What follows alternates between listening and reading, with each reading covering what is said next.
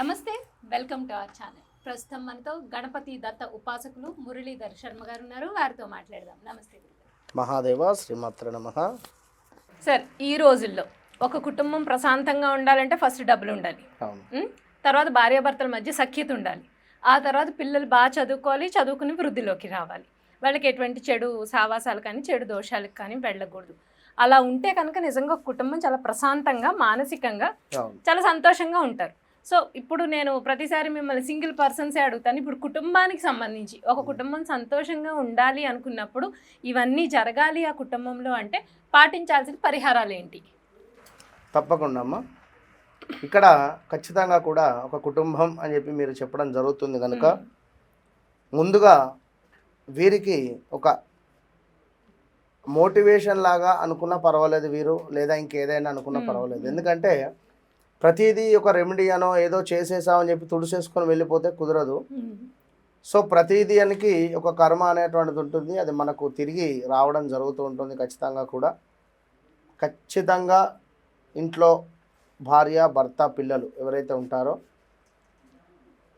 ఇక పెద్దవారు ముసలి వాళ్ళు కావచ్చును, కొంతమంది సీనియర్ సిటిజన్స్ ఉండే అటువంటి సందర్భాలు కానీ ఇలాంటి సందర్భాలలో నెగిటివ్ వర్డ్స్ అనేటువంటిది మాట్లాడకూడదు. ఖచ్చితంగా ఇంట్లో తరచూ పిల్లల్ని తిట్టడం కానీ, తరచూ పిల్లల్ని కొట్టడం కానీ, పిల్లల్ని ఏడిపియడం కానీ ఏదో రకంగా కొందరికి జాతకరీత్యా పిల్లలకు ఉన్న తండ్రికి కానీ లేదా తల్లికి ఉన్న పిల్లలకు కానీ కొంత సఖ్యత తక్కువ ఉంటుంది.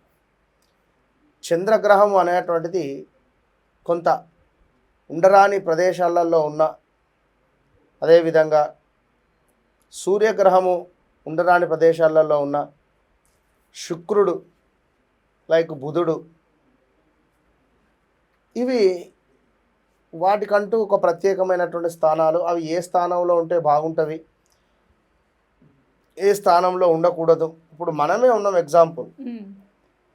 ఇప్పుడు ఈ రెడ్ టీవీ స్టూడియోలో ఉదాహరణకు మనము ఇంటర్వ్యూ కండక్ట్ చేయడం జరుగుతుంది. అవునండి.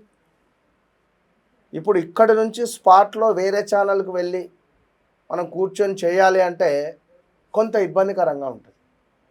మొదటి రోజు లేదా రెండో రోజు అయినా కొన్ని రోజుల దాకా మనకు ఒక ఇబ్బంది అనేటువంటిది ఉంటుంది, ఒక అలవాటు అయినటువంటి. అవునండి, కరెక్ట్.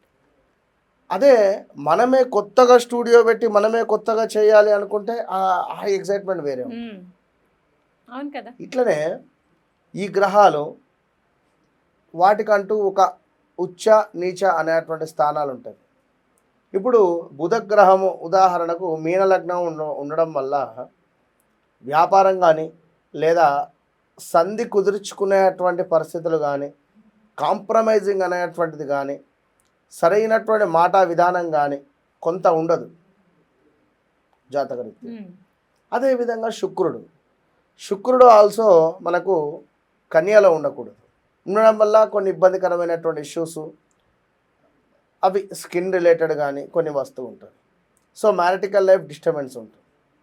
ఇలాంటి పరిస్థితులు ఇక్కడ ఏం జరిగింది, ఇంట్లో పిల్లలకు సంబంధించింది మ్యారిటికల్ లైఫ్ డిస్టర్బెన్స్గా ఉంది.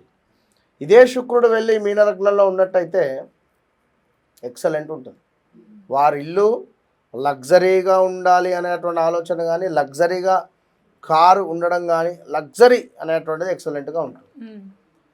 సో గురువు, ఎవరికైతే గురువు అంటే ఇక్కడ పంచమ భావంలో ఉన్న, లగ్నాత్ ఉన్న, నవమ స్థానంలో ఉన్న, ఏకాదశ స్థానంలో ఉన్నా కూడా పిల్లలు చక్కగా వారి మాట వినడం కానీ, పిల్లలకు సంబంధించినటువంటి అనారోగ్య సమస్యలు ఏమి ఉండకుండా కొంత అద్భుతమైనటువంటి పరిస్థితి ఉంటుంది.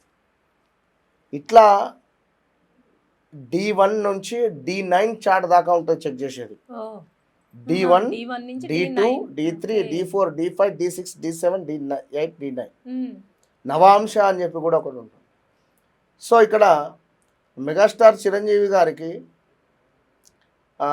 కొన్ని గ్రహాలు, ఈ గ్రహము ఆ గ్రహం నేను చెప్పాను, కొన్ని గ్రహాలు కొన్ని సందర్భాలలో నీచబడినటువంటి సందర్భాలు, నవాంశలో అది ఉచ్చ పొందింది. సో ఆ నవాంశలో ఉచ్చ పొందినటువంటి సందర్భంలో తనకు అద్భుతమైనటువంటి యోగం కలిసి వచ్చింది. ఒకానొక ఇయర్లో ఎక్సలెంట్గా కూడా ట్రావెల్ చేయడం జరిగింది. ఇట్లనే కొందరికి జాతకరీత్యా వారి దశలు అంతర్దశలు చూస్తే అర్థమవుతుంది. సో ఇక ఇంటి నుండి, పిల్లల దగ్గర నుండి, భార్యాభర్తల దగ్గర నుండి, పిల్లల యొక్క చదువు విషయం కానీ, అదేవిధంగా వ్యాపారం కానీ, మనకు ఉద్యోగం కానీ అన్నీ అనుకూలంగా అద్భుతంగా ముందుకు వెళ్ళాలి అనుకుంటే ఒక 5 ఇలాచీలు మాత్రము ఖచ్చితంగా కూడా ఇంటి యజమాని వారి యొక్క పర్సులో పెట్టుకొని ప్రతిరోజు కూడా ట్రావెల్ చేయాలి. ట్రావెల్ అంటే వారు వెళ్ళేటువంటి పరిస్థితి, ఆ యొక్క షాపుకి కానీ, ఆ యొక్క బిజినెస్ చేసుకునేటువంటి ఏరియా కానీ, లేదా ఒక జాబ్ రిలేటెడ్ ఏరియాకైనా కూడా ఈ యొక్క పర్సులో, వ్యాలెట్లో ఈ యొక్క ఇలాచీలను 5 ఇలాచీలను వేసుకొని వెళ్ళడం వల్ల అద్భుతమైనటువంటి మనీ రిలేటెడ్ ఫ్లో పెరిగేటువంటి పరిస్థితి ఉంటుంది. ఖచ్చితంగా ఇది చేసి చూడండి ఒక 11 days. ఇక ఒక మనకు రోజ్ వాటర్ అని చెప్పి మార్కెట్లో దొరుకుతుంది. ఈ రోజ్ వాటర్ను తీసుకొని ఒక గాజు బౌల్ లేదా అంటే మూత ఉండాలి దానికి, గాజు సీసాకు బాటిల్ ఇంతే ఉండాలి, ఇంత లావు ఇంత సైజు ఉంటే సరిపోతుంది. అందులో ఈ యొక్క రోజ్ వాటర్ను పోసి చక్కగా కూడా ఒక 2 ఇలాచీలు వేయండి. అందులో వేసి మీ యొక్క బెడ్రూమ్ ఏదైతే ఉందో బెడ్రూమ్లో చక్కగా కూడా మీకు ఈ మనకు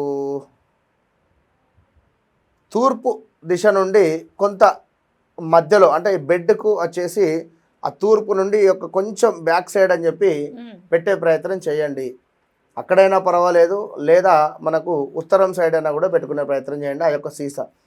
దీనివల్ల ఇంట్లో తప్పకుండా భార్యాభర్తలకు సంబంధించినటువంటి అన్యోన్యత పెరుగుతుంది. ఖచ్చితంగా 100కు 200% కూడా, అందులో ఎలాంటి డౌట్ లేదు. ఇక అదేవిధంగా కొందరు కొన్ని సందర్భాలలో చక్కగా ఇంటర్వ్యూస్కి వెళ్ళడం కానీ, లేదా కొన్ని మీటింగ్స్ కండక్ట్ చేయడం కానీ, లేదా పిల్లలకే కొన్ని సందర్భాలలో స్టేజ్ ఫియర్ అని చెప్పి ఉంటుంది. ఈ స్టేజ్ ఫియర్ అనేటువంటిది కానీ చక్కగా ఎగ్జామ్స్ రాయాలి అని అనుకునేటువంటి సందర్భంలో అయినా కూడా వీరు ఒక గ్రీన్ రిలేటెడ్ క్లాత్లో ఒక 3 ఇలాచీలు ఉంచి చక్కగా కూడా